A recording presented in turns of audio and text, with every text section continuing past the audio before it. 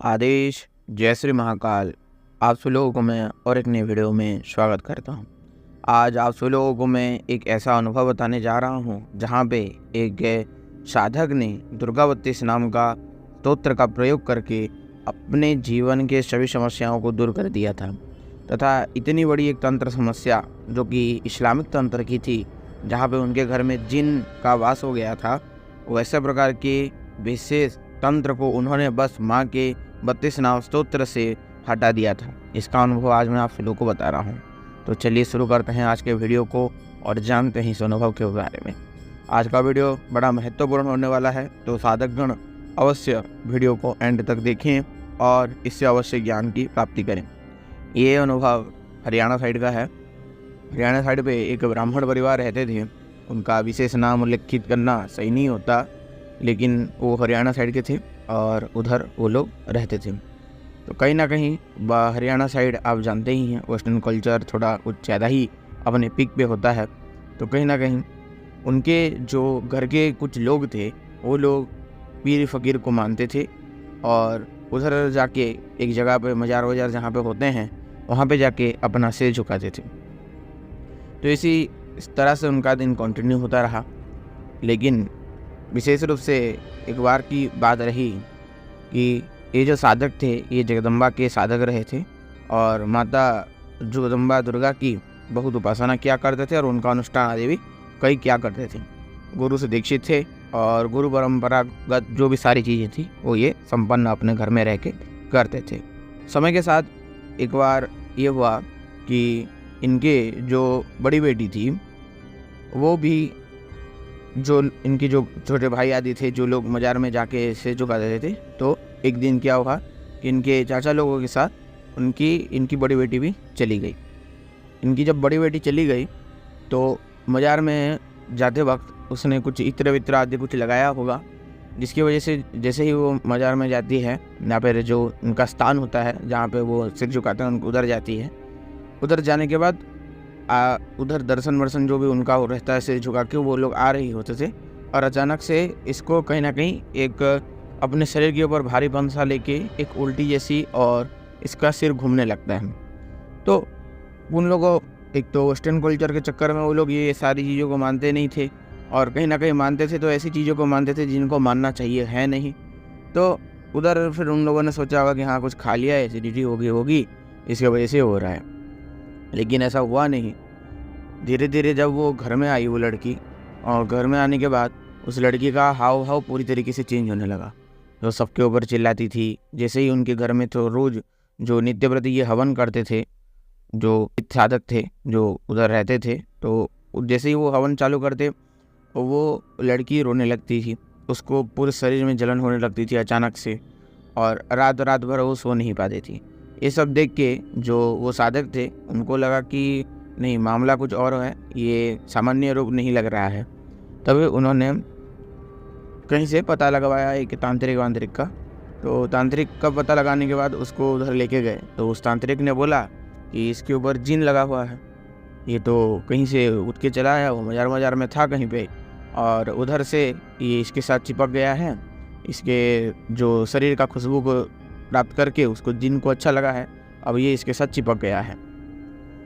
तो बोलते हैं ये तो बड़ी भारी गड़बड़ हो गई, क्या किया जाए। तो वो तांत्रिक ने बोला कि हाँ 10-12 हज़ार रुपये लगेंगे, आप दीजिए, हम हटा देते हैं। तो अब मरदा क्या नहीं करता, उन्होंने उस तांत्रिक को, साधक ने 10-12 हज़ार रुपये दे दिया खुद से। अब 10-12 हज़ार रुपये देने के बाद तो अब तांत्रिक पता नहीं कहाँ गुम हो गया। लेकिन ना तांत्रिक ने कॉल उठाया, ना तांत्रिक ने कुछ काम किया, और जहाँ पे वो गए थे वहाँ पे ना तांत्रिक मिला। तो कहीं ना कहीं इनको 10-12 हज़ार रुपये का सीधा चूना लग गया। अब एक तो बेटी की तबीयत खराब, बेटी के ऊपर इतनी भयंकर शक्ति, ऊपर से इनको 10-12 हज़ार का चूना लग चुका है। तो ऐसे ही बैठे थे और इनके एक दिन गुरुदेव का कॉल आया था इनको, क्योंकि कई बार जब शिष्य लोग बहुत दिन से बात नहीं करते तो गुरु अपने तरफ से भी कई बार कॉल कर लिया करते हैं। तो उनके गुरुदेव का कॉल आया। गुरुदेव का कॉल आते ही ये उठाते हैं और बोलते हैं कि हाँ गुरुदेव, और आपने बहुत अच्छा हुआ कॉल किया, मैं सोच ही रहा था आपको कॉल करने की। गुरुदेव बोले क्या हुआ, तुम्हारे परेशान लग रहे हो तुम। तो इन्होंने अपनी सारी बातें अपने गुरुदेव को बताईं। तो उनके गुरुदेव जो थे वो भी जगदम्बा के उपासक ही रहे थे, और कहीं ना कहीं ये एक तरह का चाहे भक्तावल से ही क्यों ना वो दीक्षित थे, बट वही सेम ही चीज़ है। अपने गुरु से वो गुरु गम्य थे या फिर गुरु धारण कर रखा था, तो उनके गुरु भी काफ़ी पहुँचे हुए साधक रहे थे। तो उनके गुरु ने जब ये सारी परेशानी उन्होंने बताई, तो उन्होंने बोला कि बेटे एक काम करो, तुम संकल्प लेके दुर्गावती नाम स्तोत्र का अनुष्ठान संपन्न करो। तो जब तुम दुर्गावती नाम स्तोत्र का अनुष्ठान संपन्न करोगे तो कहीं ना कहीं तुमको उसमें अच्छे से देखने को मिल जाएगा रिजल्ट, और वो सारी चीज़ें हट भी जाएंगी जहाँ तक अनुमान है। तो बोलते हैं कितना करें, तो बोलते हैं 11 दिन में तुमको 11,000 पाठ का अनुष्ठान तुमको करना है एक एक करके। तो कम से कम 11-11 दिन का ऐसा अनुष्ठान तुमको 4 से 5 बार लगातार करना पड़ेगा, अर्थात प्रत्येक दिन तुमको 1,000 पाठ करने हैं, और 11 दिन में 11,000 पाठ होंगे, उसका हवन भी देना, और साथ ही साथ इस तरह से 11 दिनों का अनुष्ठान 4 से 5 बार करना। तो गुरुदेव ने कह दिया, लेकिन ठीक है, अब ये साधक थे, कहीं ना कहीं इनको साधना आदि की कभी कभार प्रैक्टिस रही है पूर्ण तरीके से। तो फिर ये चालू हो गया दुर्गावती नाम स्तोत्र को लेके। उन्होंने बाकायदा अपनी बेटी के नाम का संकल्प लिया और उन्होंने अनुष्ठान चालू कर दिया। अनुष्ठान चालू करते करते पहली जब उन्होंने अनुष्ठान किया, लगभग जो 11,000 पाठ का पहला अनुष्ठान था उनका, वो 11,000 पाठ का पहला अनुष्ठान करते करते उनकी बेटी की तबीयत बहुत ख़राब हो गई। इतनी ख़राब हो गई कि उसको हॉस्पिटलाइज्ड करना पड़ गया था। हॉस्पिटलाइज्ड किया, उधर भी ट्रीटमेंट चल रहा है, ये इधर भी अनुष्ठान अपना चालू रख रहे हैं। तो धीरे धीरे लगभग पहला अनुष्ठान ख़त्म हो गया। पहला अनुष्ठान ख़त्म होने के बाद अब वो जो रात भर चिल्लाती रोती थी, अब उसका धीरे धीरे वो होना बंद हो चुका है। लेकिन अभी भी कई कबार बीच बीच में उस जो शक्ति का प्रभाव उसके बॉडी पे भी दिखता था। फिर उसके बाद उसी तरह से लगभग उन्होंने 2 से 3 अनुष्ठान किए।